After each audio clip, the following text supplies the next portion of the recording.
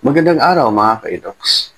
Pag-usapan natin ang pinakabagong pagpaliban ng BSKA at kung ano talaga ang ibig sabihin nito.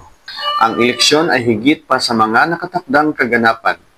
Ito ay mga obligasyong konstitusyonal at ang ating pagkakataon na hubogin ang mangyayari sa susunod. Kung kailangang maghintay ang demokrasya, kailangang malinaw ang mga dahilan at hindi dapat iwanan sa dilim ang publiko. Huwag lang itong baliwalain. Manatiling nakikilahok. Manatiling kritikal. At tandaan, gumagana lamang ang demokrasya kung tayo ay nagpapakita para sa bawat eleksyon, sa bawat pagkakataon. Ang tanong, gaano nga ba kaimportante ang eleksyon sa barangay? Bakit patuloy na pabago-bago ang schedule nito na kagagawan ng mga mambabatas? This is presented to you by Education 4708. Just proceed to view the full content. Ang halalan para sa barangay at sangguniang kabataan, o mas kilala natin sa tawag na BSKA, ay isang napakahalagang bahagi ng ating demokrasya dito sa Pilipinas. Dito, ang bawat komunidad ay nagkakaroon ng pagkakataong pumili ng kanilang mga leader. Hindi ito para sa presidente o senador, pero napakahalaga nito dahil ang mga mananalong leader dito ang direktang mamumuno sa ating mga barangay. Sila ang ating mga kapitan, mga kagawad, at mga kinatawan ng kabataan. Ang barangay ang pinakamaliit na bahagi ng ating gobyerno, kaya ang mga leader nito ang pinakamalapit sa mga tao at sa kanilang pang-araw-araw na buhay. Ang BSKE ay may dalawang bahagi. Ang una ay para sa mga opisyales ng barangay, kung saan ibinoboto natin ang ating kapitan ng barangay at ang 7 miyembro ng sangguniang barangay. Sila ang may pananagutan sa pagpapatupad ng mga batas at regulasyon, pagpapanatili ng kapayapaan at pagbibigay ng mga pangunahing serbisyo sa komunidad. Ang ikalawang bahagi naman ay para sa sangguniang kabataan o SK. Dito, ang mga kabataan na may edad 15 hanggang 30 ay bumoboto para sa kanilang SK chairperson at 7 miyembro ng SK Council na siyang magiging boses at leader ng kabataan sa kanilang lugar. Bago pa man dumating ang araw ng eleksyon, ramdam na ang excitement sa bawat sulok ng barangay. Makikita mo ang mga poster ng kandidato na nakapaskil sa mga dingding at poste. Maririnig mo ang kanilang mga jingle na gumigising sa iyo tuwing umaga. Ang mga kandidato ay umiikot sa bawat bahay, nangangampanya at nagpapaliwanag ng kanilang mga plano. Ito ay panahon ng masiglang usapan kung saan bukas na tinatalakay ang mga isyu ng komunidad. Lahat ay nagkakaroon ng pagkakataong suriin kung sino ang karapat-dapat mamuno sa kanilang maliit na komunidad. Kaya naman, ang BSKA ay hindi lang simpleng eleksyon. Ito ay isang paraan ng pagpapakita ng ating karapatan at responsibilidad bilang mamamayan. Sa pamamagitan ng pagboto, binibigyan natin ng kapangyarihan ang mga leader na sa tingin natin ay makakapaglingkod ng tapat at mahusay. Ang halalang ito ang pundasyon ng isang matatag na pamahalaan dahil lahat ay nagsisimula dito. Mula sa pinakamaliit na barangay, nabubuo ang isang matatag at maunlad na bansa. Bawat boto ay mahalaga sa paghubog ng kinabukasan ng ating komunidad. Pagdating ng araw ng BSKE, parang may malaking piyesta sa buong bansa. Ang mga presinto ng botohan na karaniwang mga pampublikong paaralan ay nagiging sentro ng aktibidad. Kahit maaga pa, makikita mo ang mahabang pila ng mga botante, bawat isa ay sabik na gamitin ang kanilang karapatang bumoto. Ang eksenang ito, tulad ng nakikita mo sa mga larawan ng napakaraming tao, ay malinaw na patunay ng masiglang diwa ng demokrasya sa Pilipinas. Ang mga tao mula sa lahat ng antas ng buhay, matatanda, kabataan, at maging ang mga may kapansanan, ay nagsasama-sama para sa isang layunin, ang pumili ng mga pinuno para sa kanilang komunidad. Ang enerhiya sa araw ng eleksyon ay hindi kapanipaniwala. May mga nagtitinda ng pagkain at malamig na inumin sa labas ng mga paaralan. Ang mga poll watcher mula sa iba't ibang partido ay abala sa pagbabantay upang matiyak na malinis at patas ang botohan. Ang mga opisyal mula sa Commission on Elections o COMELEC ay walang pagod na gumagabay sa mga botante. Bawat isa ay may kanya-kanyang papel na ginagampanan upang maging matagumpay ang araw na ito.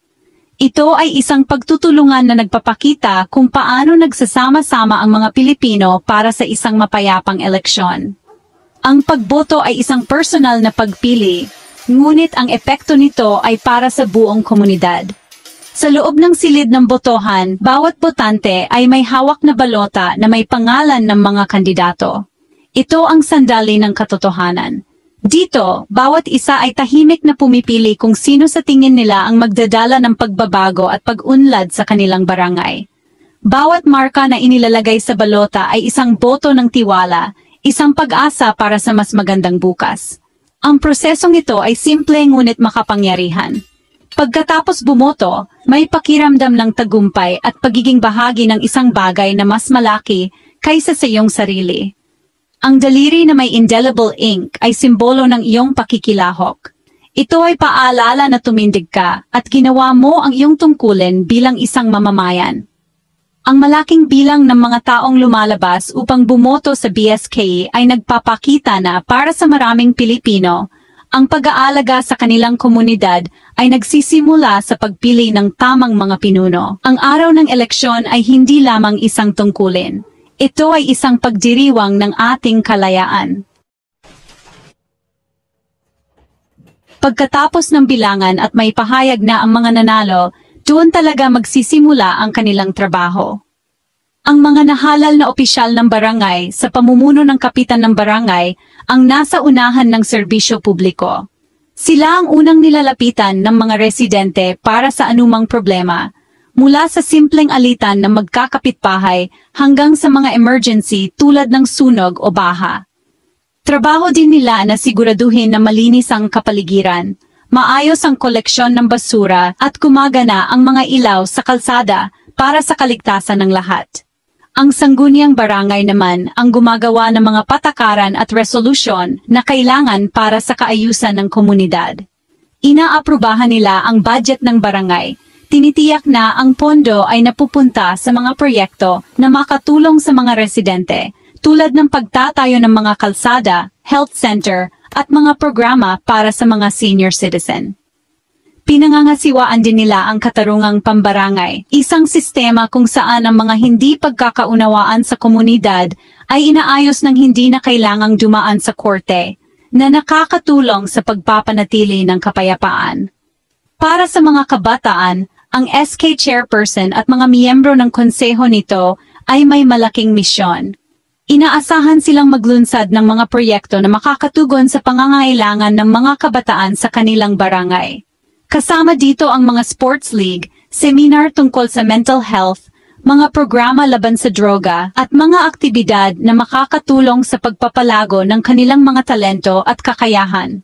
Ang SK ay isang training ground para sa mga magiging pinuno ng ating bansa sa hinaharap, kaya mahalaga na magpakita sila ng magandang halimbawa ng maayos na pamamahala. Ang tiwalang ibinigay ng mga botante ay may kaakibat na malaking responsibilidad. Inaasahan na ang mga nahalal na leader ay magsisilbi ng may katapatan, integridad, at dedikasyon. Ang kanilang mga desisyon at kilos ay direktang makakaapekto sa buhay ng bawat residente sa kanilang lugar. Kung sila ay mahusay, ang buong komunidad ay uunlad. Ngunit kung pababayaan nila ang kanilang mga tungkulin, maghihirap din ang komunidad. Kaya naman, ang tagumpay ng isang barangay ay malaki ang pagdepende sa kalidad ng mga leader na inilalagay ng mga tao sa pwesto. Ang pagboto sa BSKE ay hindi lang tungkol sa pagpili ng pangalan sa balota. Ito ay tungkol sa pagpaparinig ng iyong boses sa mga isyong direktang nakakaapekto sa iyo at sa iyong pamilya. Gusto mo ba ng mas ligtas na kalye, mas malinis na kapaligiran, o mga programa para sa kabataan? Sa pamamagitan ng iyong boto, sinasabi mo kung anong uri ng komunidad ang gusto mong tirahan. Ang bawat boto ay isang bahagi ng kapangyarihan. Kapag pinagsama-sama, ay nagiging isang malakas na puwersa para sa pagbabago. Ito ang puso ng demokrasya sa pinakamababang antas. Ang eleksyon ay isang pagkakataon para magkaisa ang lahat para sa isang malinis, tapat, at mapayapang proseso. Mula sa mga kandidatong nangangakong rerespetuhin ang resulta, hanggang sa mga botanteng matiyagang naghihintay sa pila, at sa mga voluntaryong nagbabantay sa mga boto, bawat isa ay nag-ambag sa pagpapalakas ng ating mga demokratikong institusyon. Ang pagkakaisa na ito ay nagpapakita na sa kabila ng ating mga pagkakaiba, maaari tayong magtulungan para sa ikabubuti ng lahat. Ang BSKE ay isang paalala na ang kapangyarihan ay tunay na nasa kamay ng mga tao. Ang pagpili ng tamang pinuno ay isang puhunan para sa kinabukasan. Ang mga opisyal na may integridad at tunay na malasakit sa kapwa ay sisiguraduhin na ang pondo ng barangay ay gagamitin ng tama at hindi mapupunta sa bulsa ng ilan. Ang isang tapat na pinuno ay magbibigay inspirasyon sa mga residente na makilahok din sa mga aktibidad ng komunidad. Ang pagbuo ng kultura ng katapatan at pananagutan sa ating mga barangay ay ang unang hakbang tungo sa paglikha ng isang pamahalaan na tunay na naglilingkod sa mga tao.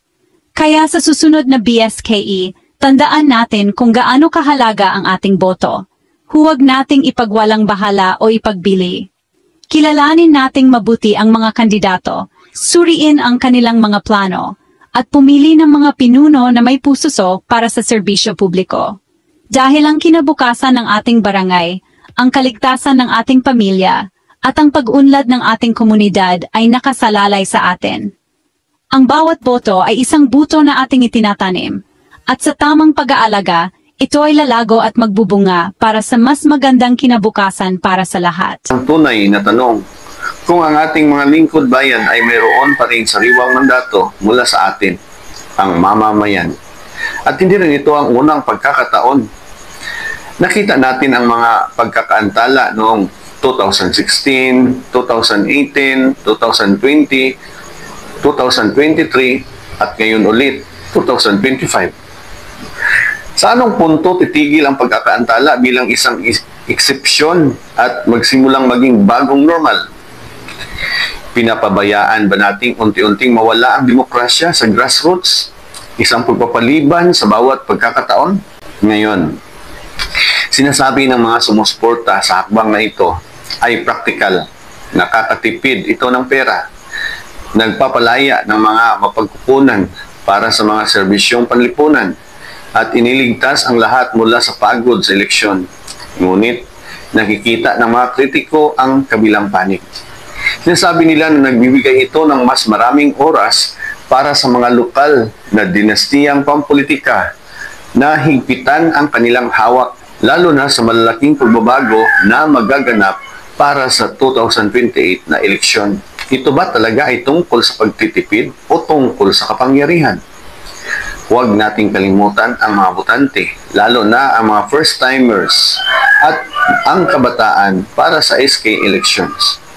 Ang bawat pagpapaliban ay isa pang nawawalang pagkakataon para sa kanila na makilahok upang marinig ang kanilang mga boses, upang maniwala sa sistema. Oo, gumagawa ang COMELEC ng voters registration. Ngunit, ilan ang mawawalan ng motibasyon kung patuloy na ipagpapaliban ang eleksyon. Samantala, ang mga opisyal na hindi mahusay sa pagganap ay nananatili sa kapangyarihan, protektado mula sa pananagutan. Kaya, ano ang dapat nating gawin tungkol sa lahat ng ito? Sa simula, huwag nating ituring na ordinaryo ang mga pagpapaliban. Dapat nating hilingin ang malinaw na mga patakaran kung kailan at bakit maaring ipagpaliban ang eleksyon. At tiyakin na ito ay mangyayari lamang sa mga kadahilanang talagang pambihira. Sa huli, hindi lang ito tungkol sa paglipat-lipat ng piksa. Ito ay isang sinyalis pampolitika.